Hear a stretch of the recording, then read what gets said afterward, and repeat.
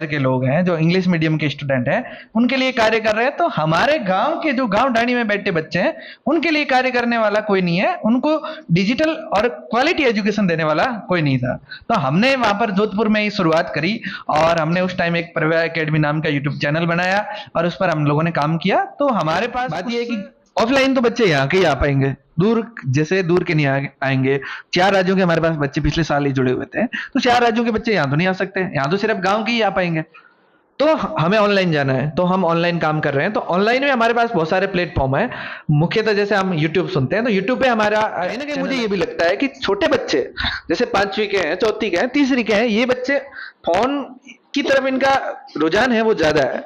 तो हम लोग कुछ ऐसा क्रिएटिव वीडियो ऐसे बनाए जो शिक्षा से जुड़े हुए हो और बच्चों के लिए एंटरटेन का भी काम करें। तो जैसे बच्चा घर पे कहेगा कि मोबाइल देखना है, तो घर वाले उसको मोबाइल पकड़ाएंगे, तो कहीं ना कहीं हमारे वीडियो उनको दिखा देंगे, तो बच्चे वो देखना शुरू हो जाएंगे और उन बच्चों का टाइम पास भी हो जाएगा और मनोरंजन में बच्चे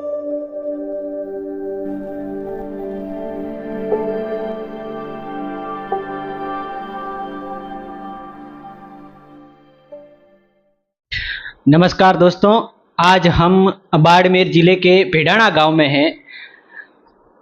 यहाँ डिजिटल क्लास यानी छोटे छोटे बच्चों को डिजिटल तरीके से और ऑनलाइन तरीके से यहाँ पढ़ाई की जाएगी। बाबा साहब का सपना था, बाबा साहब ने कहा था कि जो शिक्षा वह शेरनी का दूध है, जो पिएगा वो दाढ़ेगा। तो हमारे साथ आज डिजिटल क्लास के सीईओ मनोज परमार साथ में हैं, तो उनसे बात करेंगे। नमस्कार सर, स्वागत है हमारे यूट्यूब चैनल। नमस्कार, बहुत बहुत धन्यवाद आपका। सर, आपको क्या माइंड में आया जो आपने इस छोटे से गांव में डिजिटल सेवा को शुरू करने की सोची? देखिए कि जैसे पहले हम बाहर रहते थे शहरों में, जैसे हम जोधपुर में रहे, तो जोधपुर में डिजिटल शिक्षा काफी समय पहले ही आ गई थी और वो लोग भी प्रयास कर रहे थे, लेकिन वो गांव ढाणी में बैठे बच्चों को नहीं जोड़ पा रहे थे। और जैसे कहीं ना कहीं वो लोग इंग्लिश मीडियम पर काम कर रहे थे और वो लोग जो इंग्लिश मीडियम पे कर रहे थे, दूसरा ऐसे लोगों को जोड़ पा रहे थे जो उच्च तबके के लोग हैं, जो पैसों में अमीर हैं, ऐसे लोगों को जोड़ रहे थे। तो हम बाहर रह रहे थे, तो हमें लगा कि ये लोग अपने लोगों के लिए कार्य कर रहे हैं, कि बड़े जैसे जो शहर के लोग हैं जो इंग्लिश मीडियम के स्टूडेंट हैं उनके लिए कार्य कर रहे हैं। तो हमारे गांव के जो गांव ढाणी में बैठे बच्चे हैं उनके लिए कार्य करने वाला कोई नहीं है, उनको डिजिटल और क्वालिटी एजुकेशन देने वाला कोई नहीं था। तो हमने वहां पर जोधपुर में ही शुरुआत करी और हमने उस टाइम एक प्रव्या एकेडमी नाम का यूट्यूब चैनल बनाया और उस पर हम लोगों ने काम किया। तो हमारे पास उस पिछले सेशन में हमने 1 साल पूरा किया, अभी हमारा दूसरा साल है। तो पिछले साल ही हमारे पास गांव ढाणियों के बच्चे जुड़े और हमारे पास पिछले साल में ही 4 राज्यों के बच्चे गांव से जुड़े।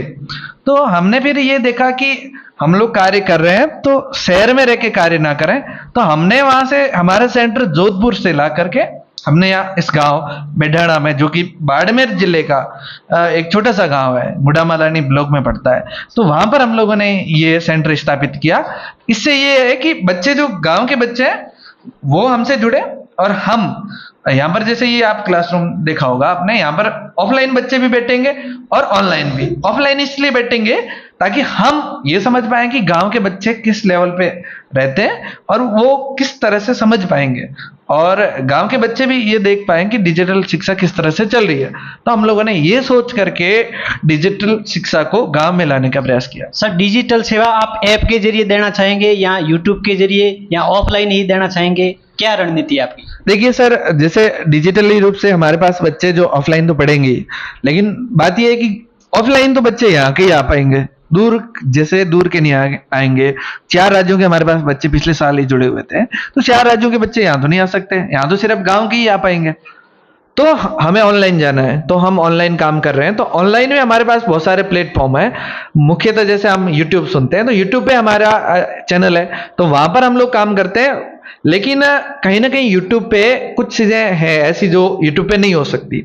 जैसे यूट्यूब पे बहुत सारी ऐड आती है, तो ऐड से बच्चे का दिमाग डाइवर्ट हो सकता है। दूसरी बात यह है कि जैसे हम नोट्स की पीडीएफ वहाँ नहीं दे सकते, वहाँ टेस्ट नहीं दे सकते, वहाँ हम पैनल की पीडीएफ नहीं दे सकते, तो ये सारी चीज़ें वहाँ पर पिक्चर नहीं मिल पाते। इसलिए हम लोग ऐप बना रखा हमने, हमारा प्रभा एकेडमी का मोबाइल ऐप है, तो हम वहां पर भी देंगे। तो वहां पर हमारे ऐप पे पेड स्टूडेंट आते हैं जो पैसे दे के आते हैं, और हम नाम मात्र की फीस रखेंगे, ज्यादा फीस में नहीं, ताकि एक गांव ढाणी का बच्चा उस फीस को अफोर्ड कर पाए।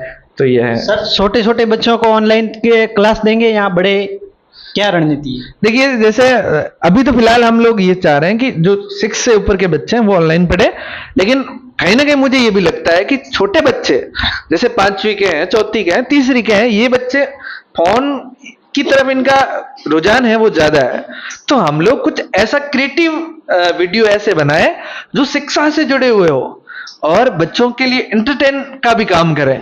तो जैसे बच्चा घर पे कहेगा कि मोबाइल देखना है, तो घर वाले उसको मोबाइल पकड़ाएंगे, तो कहीं ना कहीं हमारे वीडियो उनको दिखा देंगे, तो बच्चे वो देखना शुरू हो जाएंगे और उन बच्चों का टाइम पास भी हो जाएगा और मनोरंजन बच्चे सीख पाएंगे। तो हम लोग छोटे बच्चों के लिए भी काम करेंगे। सर, गांवों में अच्छे अच्छे टीचर नहीं मिलते, तो आपको वो टीचर की लाइन में दिक्कत आएगी ना? देखिए, टीचर तो ऐसी बात तो सर नहीं है कि गांव में अच्छे टीचर नहीं है, टीचर तो है, लेकिन क्या है कि गांव में उन टीचरों को रोजगार नहीं मिल रहा है, इसलिए वो टीचर बाहर चले जा रहे हैं, शहरों में जा रहे हैं। अब हम यहाँ पर गांव में देखें तो कोई स्टूडेंट जैसे कोई टीचर है, वो यहाँ पर रोजगार नहीं प्राप्त करेगा तो वो शहर में चला जाएगा। यहाँ दूसरा ये है कि कहीं ना कहीं सारे लोग कंपटीशन की तैयारी कर रहे होते हैं, हर गांव में एक माहौल रहता है कि गवर्नमेंट जॉब लें, तो वो उसलिए वो बाहर जाते हैं। तो आपका सवाल ये काफी सही है कि गांव में टीचर नहीं मिलते, तो हमारे पास ऑलरेडी फैकल्टी है, हमारे पास इंग्लिश की फैकल्टी है, साइंस मैथ्स मैं खुद पढ़ाता हूँ, और हमारे पास एसएसटी के टीचर हैं, हमारे पास ऑलरेडी एक्सपीरियंस फैकल्टी है, तो बहुत अच्छा एक्सपीरियंस रखने वाले और जो गांव के बच्चों को भी पढ़ा रहे हैं और अच्छा रिजल्ट दे रहे हैं पहले से, ऐसी हमारे पास फैकल्टी है ऑलरेडी। तो हम लोग उनको ट्रेनिंग देंगे और कुछ नए टीचर जो गांव के हैं उनको भी ट्रेनिंग दे करके इस डिजिटल शिक्षा से जोड़ेंगे, और वही यहाँ के ही लोग, गांव के ही लोग पढ़ाएंगे, ताकि 2 फायदा होगा। एक तो गांव के बच्चों को वो समझ पाएंगे, दूसरा वो गांव के बच्चों को समझा पाएंगे, उनकी भाषा, जो भाषा है, लहजा है। जैसे शहरों में जो टीचर पढ़ा रहे हैं उनका लहजा कहीं ना कहीं बच्चों को अच्छा नहीं लगता, समझ में नहीं आता, तो हम लोगों ने गांव के ही टीचर रखे हैं जो गांव से जुड़े हुए हो, गांव के माहौल को समझ सके, गांव के बच्चे कब फ्री होते हैं, कैसे पढ़ते हैं, उनका वो समझ सके, टाइम शेड्यूल वगैरह सब समझ सके। ऐसे टीचर हमारे पास ऑलरेडी है और हमारे पास काफी फैकल्टी है और कुछ और स्टाफ होगा, तो हम यहाँ से ही लेंगे और यहीं अच्छी ट्रेनिंग दे करके यहीं पर गाँव के बच्चों के लिए गाँव के टीचर ही रखेंगे। तो ये थे हमारे साथ मनोज परमार सर, और इन्होंने बताया कि ये डिजिटल सेवा सभी बच्चों के लिए, गांव के और ऑनलाइन सेवा के जो भी जुड़ेंगे सबको फायदा, और अच्छे अच्छे टीचरों के साथ ये फैकल्टी देने की कोशिश करेंगे।